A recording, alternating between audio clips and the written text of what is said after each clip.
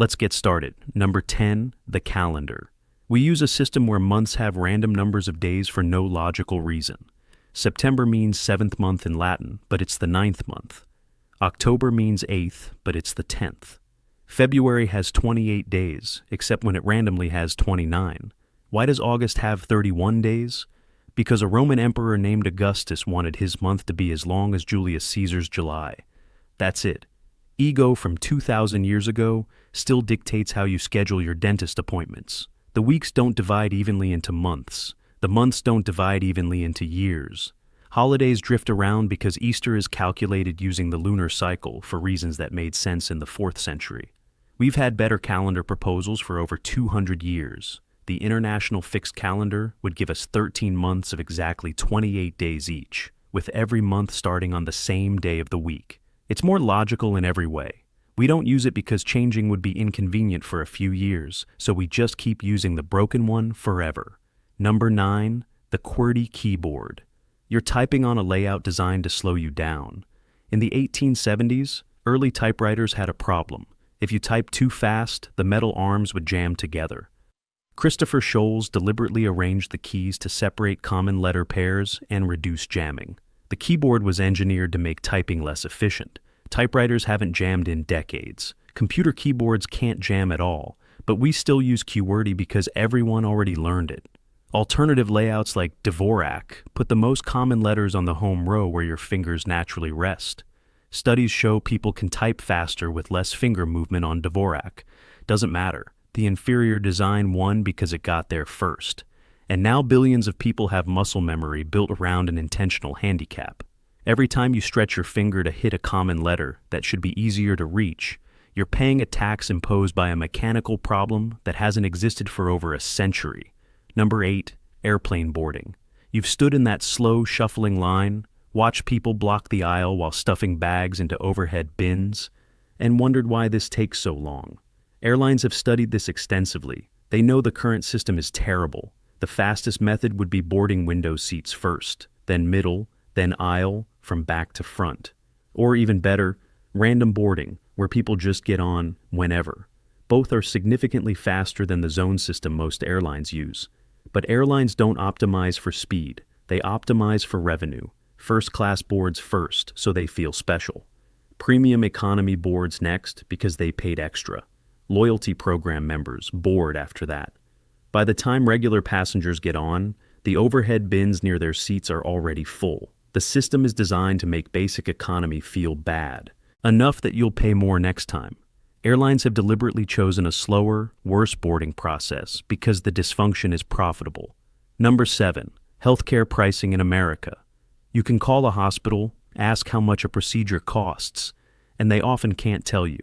The same surgery at 2 hospitals in the same city can differ by tens of thousands of dollars. Insurance companies negotiate secret rates that patients never see. You get a bill months later with charges that seem invented, like $40 for a single Tylenol. The explanation of benefits form is designed to be confusing. Nobody knows what anything costs until after they've already received it. In what other industry would this be acceptable? Imagine a restaurant where you can't see prices. They vary depending on which table you sit at. And you get a bill 3 months later with charges you don't recognize.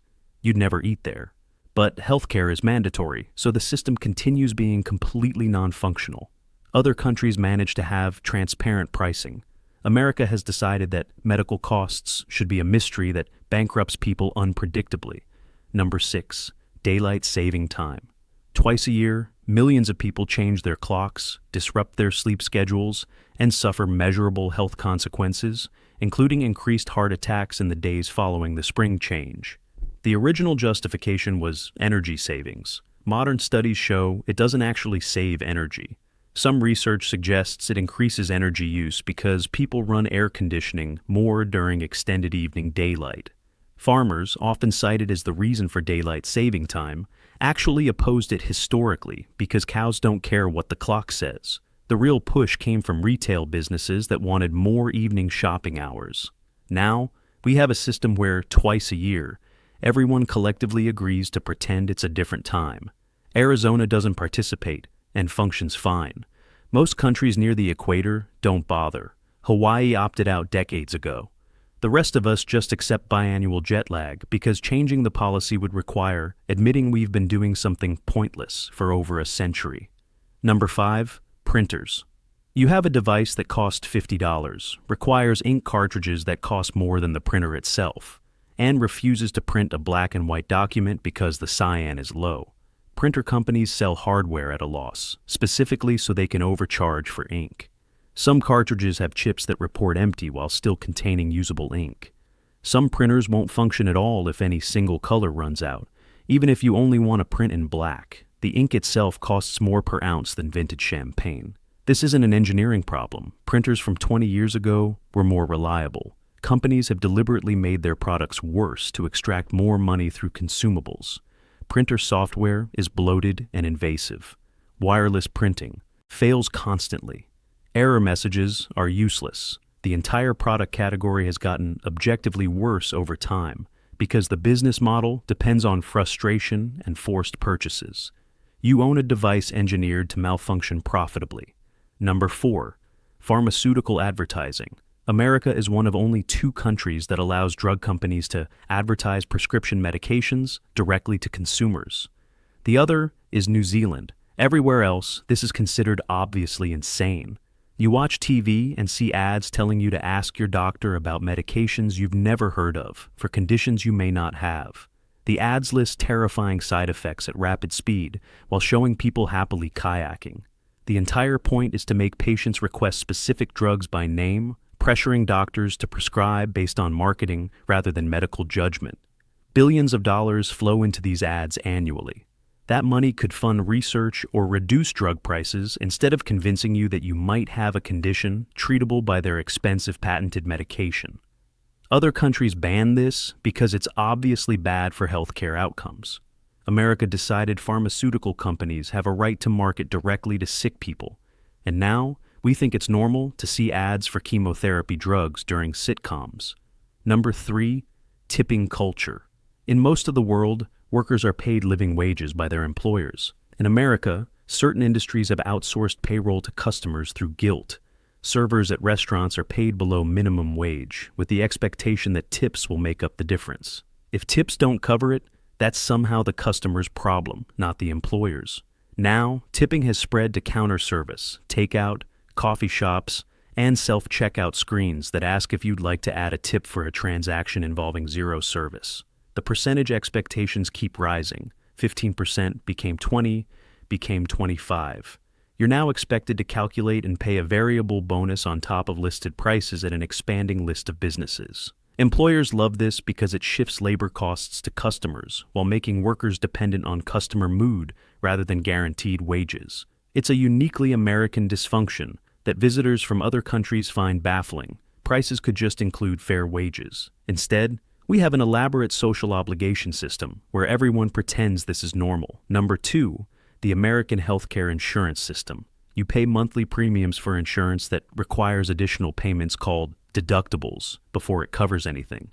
Then it only covers a percentage, leaving you with co-pays and co-insurance. Certain doctors are in network and others aren't, but you often can't find out until after treatment.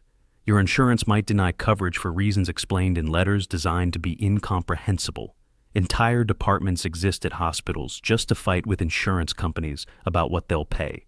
Billions of dollars flow to administrative overhead that exists purely because the system is adversarial. You can do everything right, have insurance, see approved doctors, and still get surprise bills that devastate your finances. People start crowdfunding campaigns to afford insulin. Medical debt is the leading cause of bankruptcy. Every other developed country has figured out healthcare. America has created a bureaucratic nightmare that costs more than any other system while delivering worse outcomes. And we act like this is just how healthcare has to work. Number 1, social media algorithms. You open an app to check one thing and emerge 2 hours later feeling worse than before. This isn't an accident. These platforms are engineered by some of the smartest people alive to maximize engagement, which means maximizing the time you spend scrolling. Outrage keeps you engaged. Anxiety keeps you refreshing.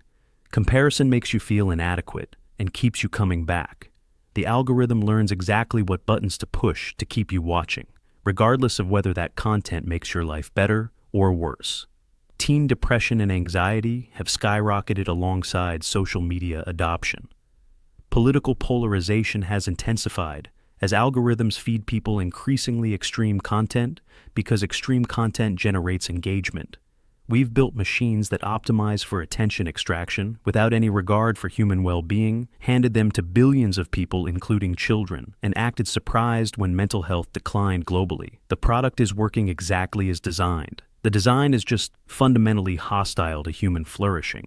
We've normalized systems that don't work because fixing them would require coordination, effort, and admitting that we've been doing things wrong. It's easier to adapt to dysfunction than to demand better. But nothing on this list is inevitable. Every broken system was designed by people, which means people could redesign them. We just have to stop pretending they're acceptable first. What broken system bothers you most? Let me know in the comments. I'll be making more videos like this, so subscribe if you want to see them.